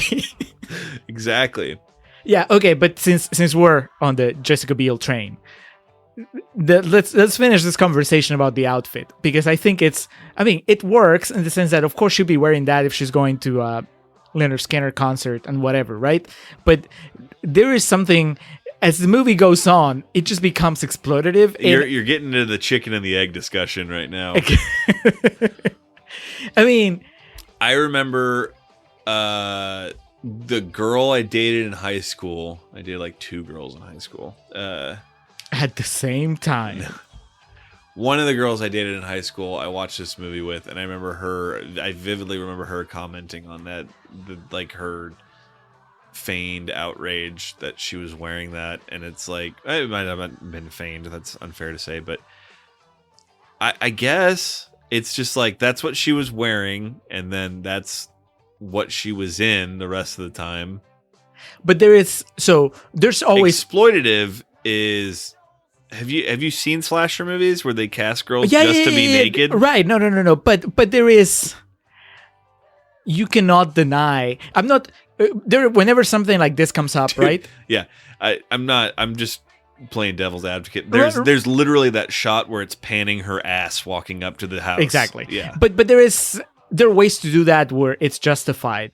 And that's the thing. Whenever something like this comes up, the number one thing is, does it make sense for her to be dressed that way? In this case, I think it does. And then, okay, how are you approaching it? How are you shooting it? Because you can have her dressed like that without overtly sexualizing her, right? Because, the clothes already do it, so you don't have to accentuate it anymore unless you have a point to make. Now, is your point to make that these guys are perverts? Not really. The guy in the wheelchair grabs her ass, yeah, right? But other than that, the fact that she's super hot doesn't seem to have an impact on the story or on how anybody else relates to her. It's almost like the guy that was behind the camera for this came from a career of just focusing on superlative things. It's when I start getting the feeling that the only reason you're shooting her this certain way is because you know that it's gonna get the male audience all hot and bothered. That's when I start feeling a little gross about it. That's fair. If she's wearing that, it makes sense, like I said, but it starts getting a little weird when it's supposed to be this really intense chase scene or whatever, and it got excessive. Right. Yeah. It's one of those things of, I'm sure there's a way. I know there's just to our point. If it hadn't gotten so excessive, it wouldn't have been a factor. But right, we wouldn't even be talking about it. It would be just like, wow, she looks hot, but we wouldn't be. The joke would be that even through all this shit, we're seeing how hot she is. Whereas in this case, it's like, of course she's hot. The movie's been telling me she's hot in every shot of her. Yeah, exactly. Which she is. Yeah, she is. Yeah. But I'm glad she was comfortable. Jesus, that profile shot of her, I was like, Jesus. Please survive. Yeah. I took my beer and dabbed it to my forehead. I was just like, good Lord. You're like Arlie Ermy, just pouring the beer on your face. Yes, it becomes excessive. And I kind of expected in doing my research to find something where she was like outraged by it. And that was the only thing I could really find that was like, because that, if you talk to people that have seen this movie, a lot of times it's going to come up, male or female. Well, Jessica Biel was just hanging out in the breeze during that whole movie. So I was expecting there to be more hubbub about it, but no. I mean, to what you said, it could have been a lot worse. Yeah. There are much worse examples in the slasher genre, or any genre really, where the whole male gazing and all that stuff. This is just it's an aspect of it. It becomes noticeable is the main thing. Yeah. And again, I think that It's like, give me that shot of Leatherface. I want you to track his ass as he's running through the woods. Brian Arsky's wide ass just walking through the breeze there. Arlie Army, just tight sheriff pants. Fitting form. So I want to get to him, and then wrapping up Beale. So good. I think what we're talking about with the wardrobe here, I think the majority of that, if not all of it, is probably on the director, who is new to the realm of feature filmmaking and coming from a world of where excess is celebrated, because the duration of what you're presenting is 5 minutes tops. I think if I had to give my opinion on it, he probably didn't realize that excess doesn't translate as well into something that's 90 minutes long. If you want to be even more cynical, he had a producer that it's all about shooting women in slow motion, half naked anyway. So it was the perfect... Michael Bay was like, no, more. It's okay, man. Follow your instincts. Fuck George Clooney and Mark Wahlberg. This was the perfect storm of female exploitation. But in closing, Beale is fantastic. Would you say she's the best part of the movie? Yes. Yeah. I think it's a toss-up between her and Arlie Army. We'll move on to that. The reason I would say Beale before we get to our next highlight is she was nowhere near as polished at this point. And okay, so she gets props for bringing it unexpectedly. And with it's so hard to talk about these with the way this is aged and the way the franchise is woven in and out of notoriety. It embodies the embry of, well, fuck, I don't know what this movie's going to do, but I know what I'm going to do. And that's, I'm going to give it the absolute best I can.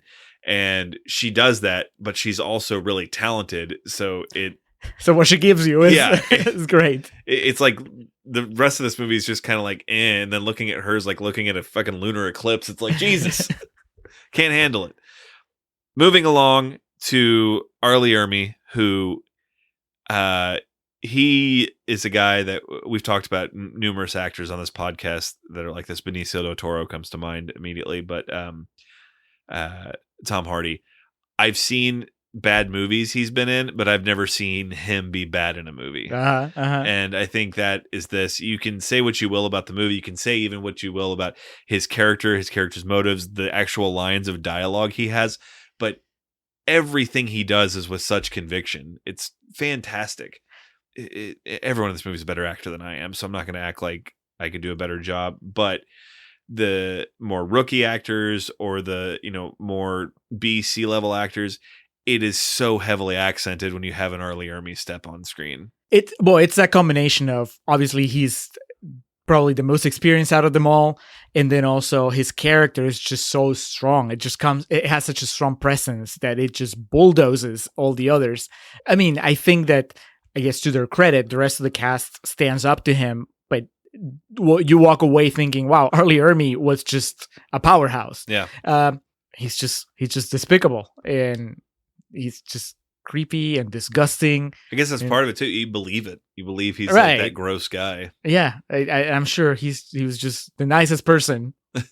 What I did appreciate about this, and one of the things that I've always applauded and defended to people that are deterrent of it, is so original part 2, part 3, part 4 is you have Leatherface and you have the crazy brother, and part 4 kind of dabbled in this, but that movie's so fucking bad no one cares. That's the one with McConaughey, of where the brother is the actual real evil one, and Leatherface is just kind of doing what he's told. And that works here. Like, even though Leatherface is chopping these people up, you really feel like Arlie Ermy's the bad guy because he's so gross and vile. He seems like the bigger threat. Yeah. Because Leatherface is just like a weapon. Yeah. You just cut him loose and he's going to go. But Arlie Ermy, he's just the most devious out of them, and he's dressed like a cop. Yeah. So manipulative and... Yeah. He's good. I mean, I guess you could accuse him of being one note because he's just pure evil. It's not like you get any sort of. You never see him playing with the baby. You know. Do you like the scene in the van where he's making Morgan recreate the? Yeah, it's pretty fucked up. I think that's the moment where the movie comes really close to crossing a line of just do too much. Yeah. You know, let's just move on. This is just too sadistic. But it didn't. I thought about it, and then I was like, it's not doing anything worse than what the original did, if nothing else. You know, it doesn't get to a point where I think if that scene had gone for like 30 seconds longer, maybe, but they ended, you know, they have the nice twist where Morgan gets, you know, pulls the gun out and points it at him, and that changes the dynamic, and then he's off with him in the car, and so it breaks it up a little bit. But I think if I had to be a fly on the wall, like in the writing, like the screenwriting meetings for this movie and stuff, I can imagine there were so many moments when they're like, how the fuck did they get 80 minutes out of this? Like, because you can tell there's just parts where they're just trying to stretch it out. Because the original, like we talked about when we recorded and when we watched it, not anything really happens. Right. They get there and then they die. And they die really quickly. Yeah. Other than Marilyn Burns, everybody gets knocked out just pretty much one after the other. So they're like, all right, we'll just make him take him in the van and then make him reenact it. Okay, we'll do that. That'll buy us 5 minutes. I do genuinely love the line when Arlie Ermy asks him, what were you doing? They're like, driving to Dallas for a Skinner concert. He goes, Skinner. Hell, I like Skinner. We got something in common. It succeeds in several areas. It's I wouldn't put it, you know, way up in my horror movie rankings, and you know, by default or by definition I should say, a remake is always going to be inferior. I honestly, off the top of my head, I know someone will probably call out some remake that's better than the original, but I can't think of anything off the top of my head. I can think of instances where the remake is just as good, you know, or manages to be different enough that you just go, okay, I can see why it's not even fair to make a comparison because you've become kind of a different movie. The Let the Right One In remake, American remake, Let Me In. Okay. Just off the top of my head, I think it's just as good a movie. Well, you like the Nightmare remake better than the original. That is true. I was trying not to bring up something that would make you mad, but horror movies are such a fickle beast to try to talk about. It came with enough of trying to differentiate itself. At the same time, they tried to play on the hits, rely on the hook, the door slamming, and all that shit. My biggest compliments of the movie are Jessica Biel, Arlie Ermy, and the actual look of the movie. Yeah, I mean, it's distinctive. Yeah. It can't compete, but it's distinctive. I forgot to, I mean, we kind of talked about him, but Leatherface himself, how do you think he compares to? It's the story of Andrew Bryanarski, in my opinion, is always a guy that's just really gunning to get himself over, like at whatever sacrifice of the cast or anything, or the movie itself. I don't know. It's Leatherface is always going to be chubby Gunnar Hansen trotting through his kitchen to me. So anything less or different than that is always going to be weird to me. You know, it's not as egregious as like some of the iterations of Michael they had in the later movies, but it's fine.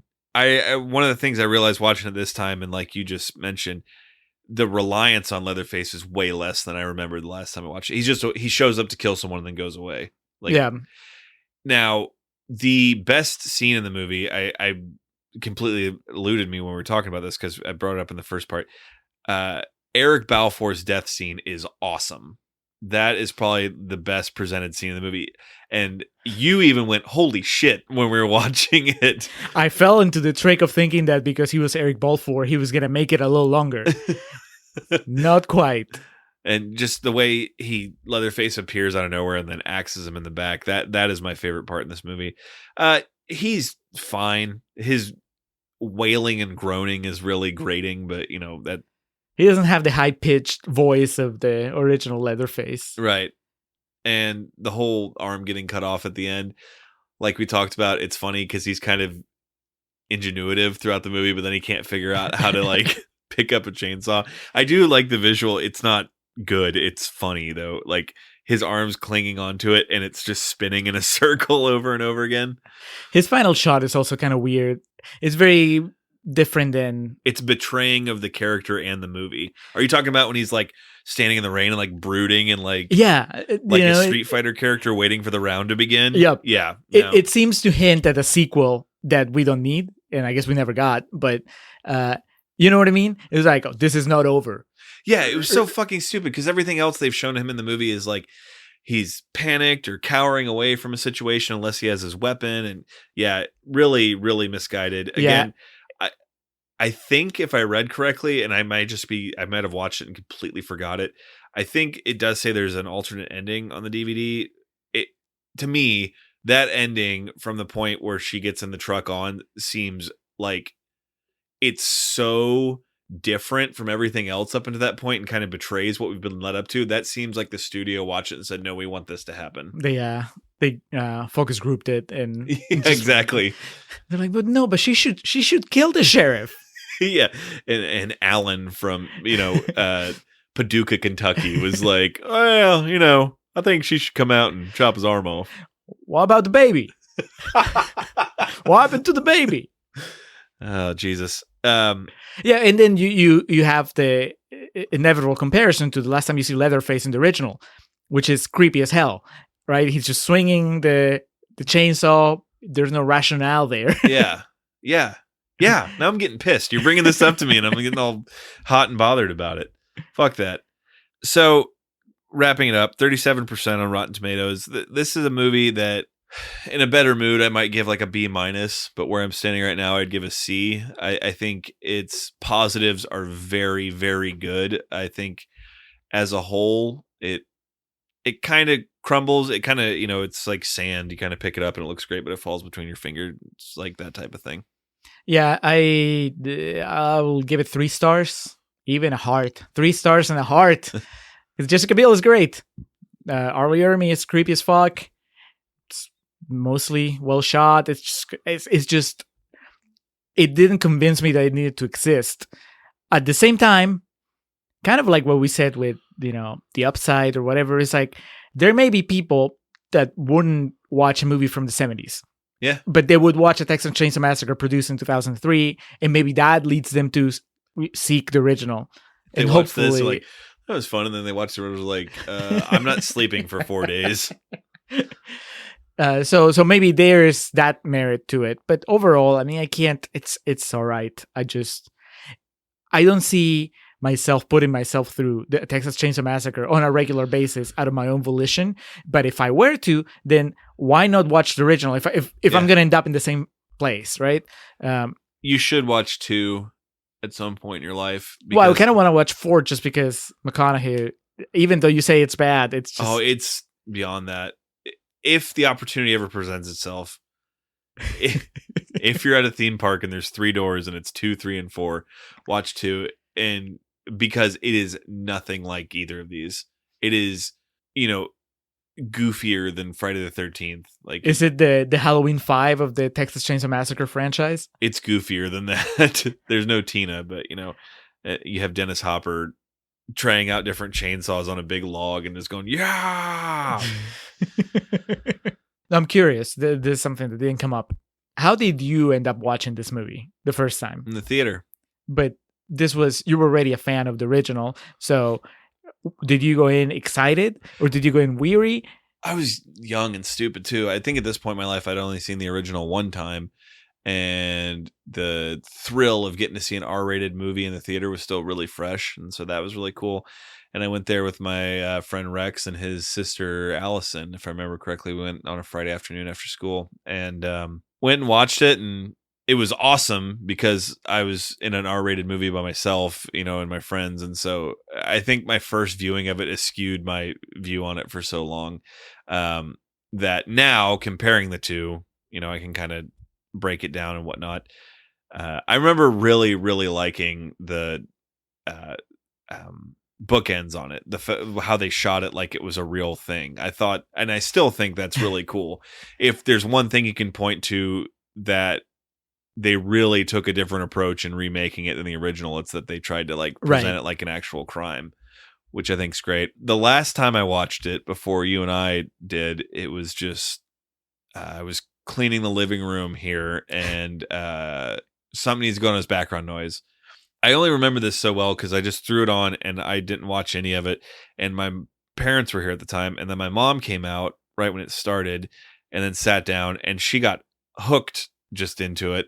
And then through the progressive death scenes would more and more, oh God, why do you watch this? But she went till the end, and my mom falls asleep at like 8 usually, and I was like 12 when it ended. And then the next morning she came out and she's like, Alex made me watch this movie last night. So I guess that's part of it too. My enjoyment of it is I have kind of these fuzzy memories attached to it, both from my original viewing and just other stories along the way. A friend of the podcast, Reed, I told him, it was like, he's only seen it once. I was like, you should give it a rewatch. Elizabethtown Effect. There's been a lot of garbage since then. So I enjoy it. Doesn't hold a candle to the original. If I never saw it again the rest of my life, I'd be fine. It's not a movie that I need by my side. But much like this whole series has really made me wonder, and I still don't know if I can put a clear finger on what makes a good remake. It's such a tricky dynamic because, like you said, the main thing is the movie has to justify to you, the viewer, that it needed to be remade in the first place. Right.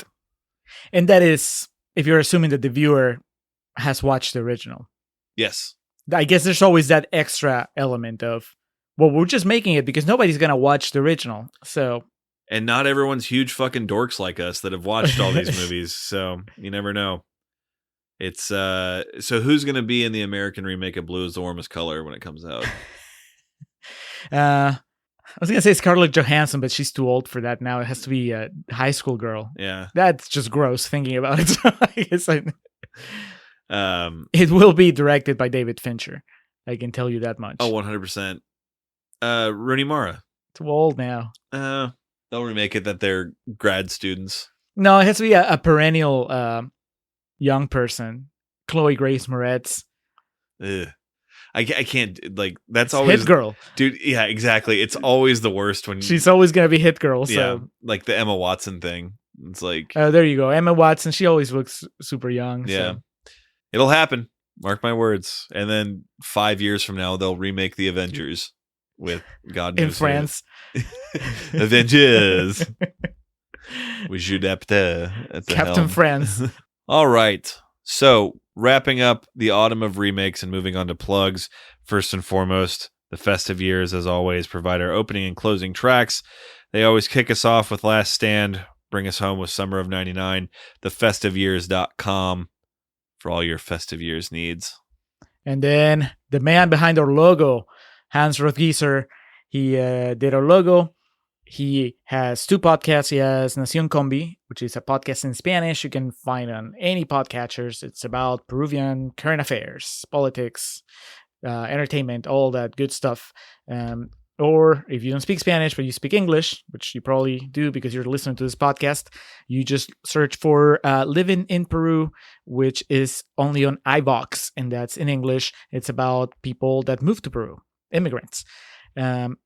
And then you can also contact him about comics, about logos, about everything he writes at mildemonios.pe. That's MILDEMONIOS. Also on Twitter at mildemonios, and an email mildemonios@hotmail.com. Just contact him and get him to tell you crazy stories about his Peruvian life, or get him to draw something for you. It'll be great. Either way. I have no plug, but I do have this. Did you know? Okay, so at work, when I have my headphones in, I often listen to just random shit. And I was listening to Disney tunes last week, and A Whole New World came on, and it was the original version of the song. Did you know towards the end, when they're kind of overlapping each other with their lyrics, in the original version, Jasmine says, "Every moment red letter."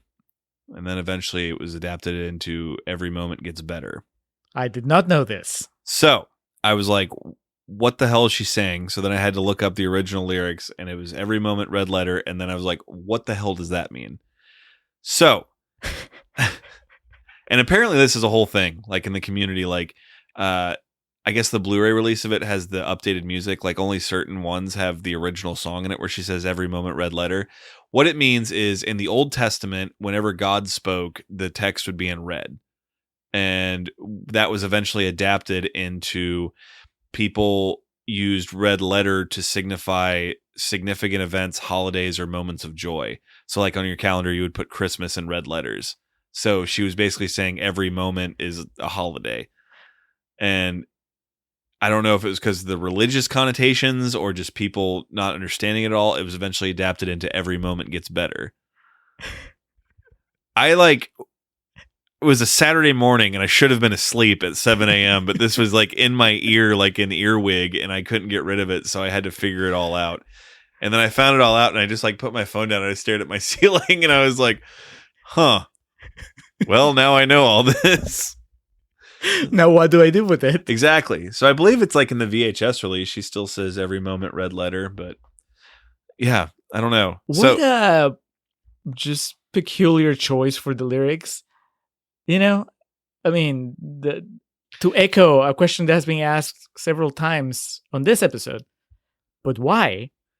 You know, we always joke about nowadays filmmakers and movies having to just hold and diaper and pat the ass of their viewing audience. Imagine if that was in a movie now. Like, what? What does it mean? Well, it just, why would you? I don't know. I mean, it just. I'm fascinated by it. I was, clearly. I had to go down this massive rabbit hole. So, if you didn't know that, I learned you something today. 100% you did. For my official plug, the ongoing plug for Other Worlds Austin, the sci-fi film festival from our friend Reed, December 5th through December 8th. Get your badges at otherworldsfilmfest.com. That's here in Austin. I'll be there. Alex will be there. The Galaxy. At the Galaxy. Lots of sci-fi movies, sci-fi geeks. It's a good time. Be there. And then I kind of don't have anything to plug in the sense of I've been watching movies that didn't quite do it for me. I am super pumped for the Watchmen TV show. I haven't gotten to it yet.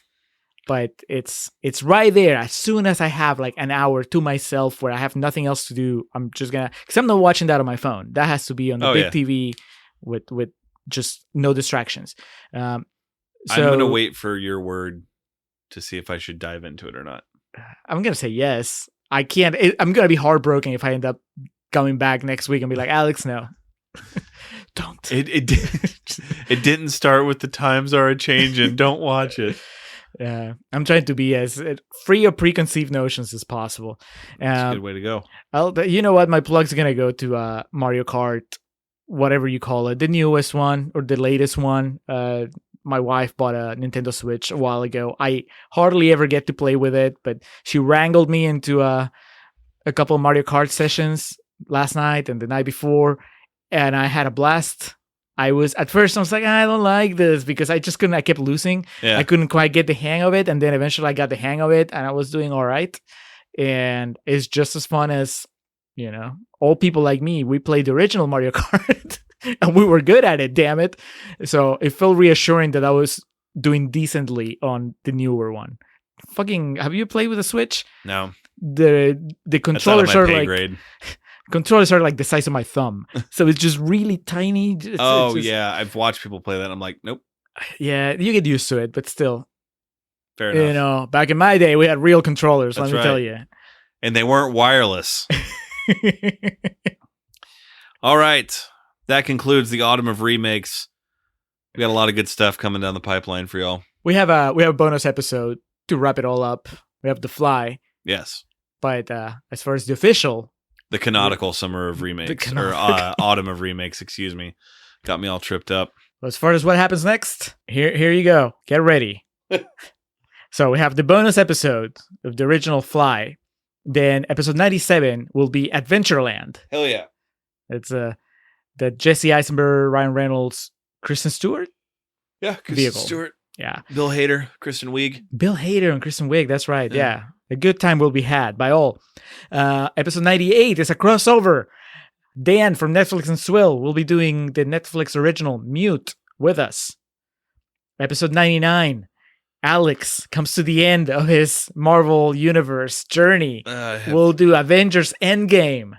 And that comes out on January 1st. It'll be the beginning of our 100th episode extravaganza month. I have 2 months to watch all this Marvel bullshit.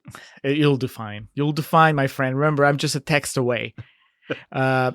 So January 1st is episode 99, Avengers Endgame. January 7th will be our special episode about the Terminator franchise with returning guest Chaz Fisher. It's been too long, Chaz. Oh, absolutely. January 15th, it's our 100th episode, Watchmen. Because how else do you follow up Avengers Endgame? And then we close our January celebrations with January 21st, our Prometheus commentary. Dude, that Watchmen episode's going to have to be like a Saturday. Oh, yeah. That's, It'll be the Pulp Fiction yeah. structure.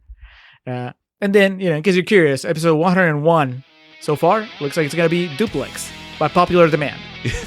Steve from Songs with Friends asked us to do Duplex, so we will proudly present the Ben Stiller and Drew Barrymore. Drew Barrymore. Okay. The Contrarians present Duplex. There's a very real possibility more people listen to this than saw that movie. So, all right, a lot of good stuff on the horizon.